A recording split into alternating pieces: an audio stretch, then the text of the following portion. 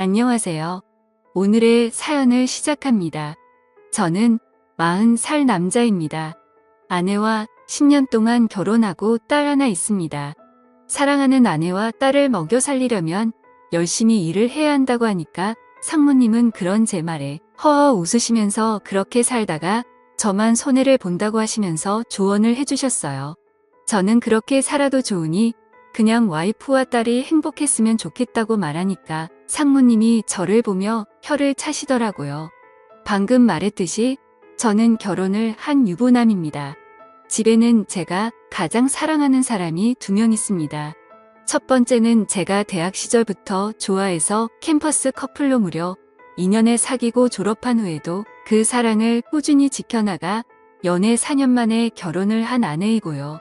두 번째는 수많은 노력에도 불구하고 생기지 않다가 하늘에서 저희의 노력을 아시고 들어주셨는지 저희에게 와서 제 봄을 이어가는 8살짜리 딸이 있습니다. 와이프는 결혼을 하고 나서부터 시댁에도 잘 보이고 싶다고 홀로 지내시는 아버지를 저희가 사는 아파트 주변으로 모시고 싶다고 얘기를 했어요. 그래서 저는 와이프에게 너무 고마워서 안아주며 자기 같은 와이프는 없을 거라며 몇 번이고 고맙다고 말했어요. 제 와이프는 일주일에 한 번씩 저희가 살고 있는 아파트의 옆 아파트에 살고 계시는 저희 아버지께 먹을 반찬을 만들어서 가져다 주고 있어요. 착해도 너무 착한 우리 와이프 때문에 아버지께서 너무 노년에 행복하게 지내셔서 기분이 좋네요.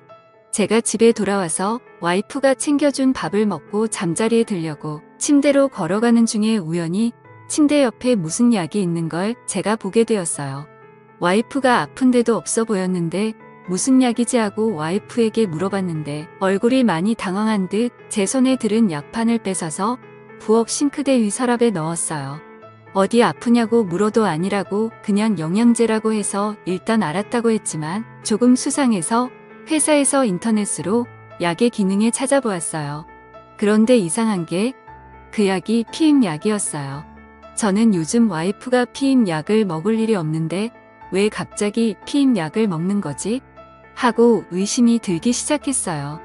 혹시 아내가 저 몰래 다른 남자를 만나는 게 아닌가 싶어서 카드 내역을 조회해 보았는데 별로 특별한 것이 없었어요. 그래서 일단 계속 와이프한테는 모른 척 하기로 했어요. 그러다가 회사에서 업무를 마치고 나서 오후 2시쯤에 집으로 퇴근을 할 수 있는 날이 생겼습니다. 그래서 오랜만에 와이프와 같이 영화를 보기 위해 집으로 갔어요. 차에서 내려서 엘리베이터를 타고 집으로 갔는데 와이프가 없었어요.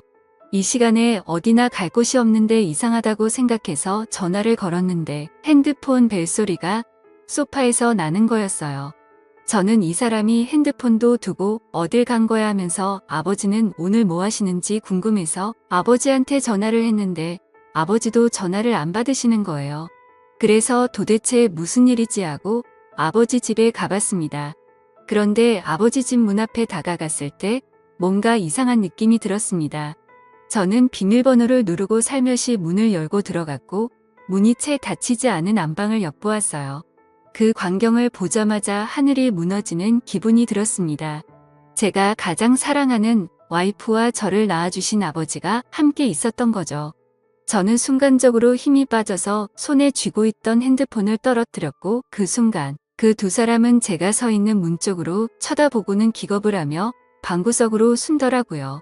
저는 방문을 열고 들어가 제 와이프를 쳐다보며 지금 이게 무슨 일이냐고 머리 끝까지 치밀어 오르는 화를 참으며 떨리는 목소리로 물었습니다. 와이프는 눈물을 흘리면서 바닥만 쳐다보고 있었습니다.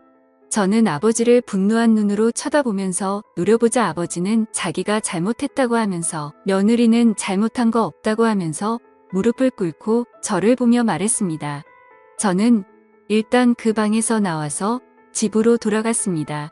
화가 너무 치밀어 올라서 의자며 그릇이며 장식장이며 모든 손에 잡히는 것은 다 때려 부시고 집어 던졌습니다.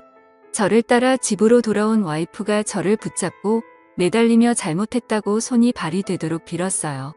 그 순간 유치원에서 돌아온 제 딸이 이런 저와 엄마를 보고 놀라서 울기 시작했습니다. 저는 제 딸이 우는 소리에 억장이 무너지는 듯 했습니다. 늦게까지 일을 해서 돈을 벌어오면 와이프와 딸을 위해서 밥도 사주고 옷도 사주고 행복하게 살 줄 알았는데 그렇게 믿었던 와이프가 그것도 나를 낳아준 아버지와 불륜을 저지르다니 정말 소름이 끼쳤습니다. 저는 일단 우는 딸아이를 방으로 데리고 가서 재우고 나왔습니다. 그리고 나서 방을 나와서 거실에 무릎을 꿇고 비스듬히 앉아있는 와이프를 보고 나가라고 했습니다. 와이프는 자신이 잘못했다고 하면서 그렇지만 딸에게는 엄마가 필요하다고 하면서 구질구질하게 매달리는데 정말 꼴도 보기 싫어서 집을 나와 다시 회사로 갔습니다. 제가 그렇게 만만해서 그냥 화가 나도 다 참아주니까 지금까지 이렇게 숨겨왔을 겁니다. 제가 결혼을 하고 지금까지 와이프에게 거의 화를 낸 적이 손에 꼽을 정도로 없고 그냥 거의 다 제가 와이프 말에 져주고 그랬는데 그러니까 와이프가 저를 그냥 돈만 벌어다 주는 기계로 생각하고 남편으로 생각을 하지 않는 겁니다. 그렇게 생각을 한 저는 다음날 회사에서 퇴근을 하고 집으로 들어갔습니다. 와이프는 한숨도 못 잤는지 거실 바닥에 앉아 소파에 기대고 있었습니다. 저는 물을 한 모금 마시며 와이프에게 얼마나 됐냐고 물었습니다. 내 아버지와 그따위 짓을 하면서 나를 쓰레기 취급한 게 얼마나 됐냐고 물었습니다. 와이프는 아버지와 실수를 저지른 건 정말 그때뿐이라고 그전에는 그런 적이 없다고 했습니다. 저는 그 말을 믿을 수가 없었습니다. 나를 속이고 그렇게 다른 남자도 아니고 내 아버지랑 바람을 피운 여자인데 믿는다는 것은 말이 되지 않았습니다. 저는 와이프에게 진명이며 카드 그리고 차 등 모든 것을 다 제 명의로 바꾼다고 말했고 와이프에게 생활비를 줄 거라고 말했습니다. 지금 와서 돈이 무슨 소용이냐고 하지만 이렇게라도 하니 뭐라도 와이프에게 복수를 하고 싶었습니다. 그리고 지방으로 이사를 갈 거라고 하며 아버지와의 그 어떤 연결고리도 다 끊겠다고 했습니다. 그리고 와이프가 보고 있는 앞에서 아버지에게 전화를 해서 더 이상 얼굴 볼 일 없을 거라고 죽어도 장례식 치를 때에도 얼굴 비칠 일 없을 거라고 하고는 끊었습니다. 그렇게 우리는 고급스러운 아파트 단지에서 녹이 슬어 있고 더러운 때가 묻은 주택단지로 이사를 갔습니다. 사실 제 꿈은 이런 주택에 와이프와 딸과 오순도순 노년을 맞이하고 싶었는데 와이프는 이런 제 꿈이 너무 싫다고 하던 게 기억이 났습니다. 그런데 자기가 지금 불륜을 저지르고 제게 할 말이 없으니 이런 대로 이사를 가도 불평불만을 할 수가 없었습니다. 저는 아내에게 한 달에 30만 원의 생활비를 주고 먹을 것과 생필품을 사도록 하게 하였습니다. 이미 다른 남자와 불륜을 저지른 여자이기 때문에 충분히 또 바람을 필 수 있는 여자입니다. 돈을 있는 대로 적게 주고 어디 나가 놀 수 없도록 하기 위해서 최대 30만 원을 준 겁니다. 가장 불쌍한 사람은 제 딸이었습니다.